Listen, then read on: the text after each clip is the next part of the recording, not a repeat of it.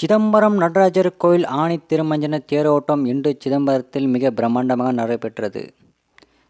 இதில் ஏராளமான பக்தர்கள் கலந்து கொண்டு உற்சாகமாக தேரை வடம் பிடித்து இழுத்து மகிழ்ந்தனர்.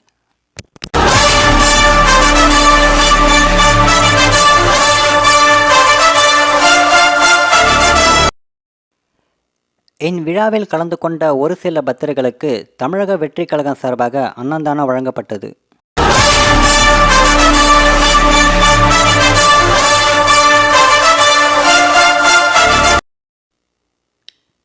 இந்த அன்னதானத்தை ஏற்பாடு செய்த சிதம்பரம் நகர செயலாளர் அண்ணன் கென்னடி அவர்கள் மற்றும் இணை செயலாளர் அண்ணன் விவேக் அவர்கள் மற்றும் விக்னேஷ் மற்றும் நகர செயற்குழு உறுப்பினர்கள். சிறப்பு அழைப்பாளர்களாக கடலூர் தெற்கு மாவட்ட செயலாளர் அண்ணன் சீனிவாச அவர்கள், இணை செயலாளர் அண்ணன் புலவேந்தர் அவர்கள் மற்றும் பொருளாளர் அண்ணன் அருண்ராஜ் அவர்கள் மற்றும் மகளிர் அணிகள் கலந்து கொண்டனர்.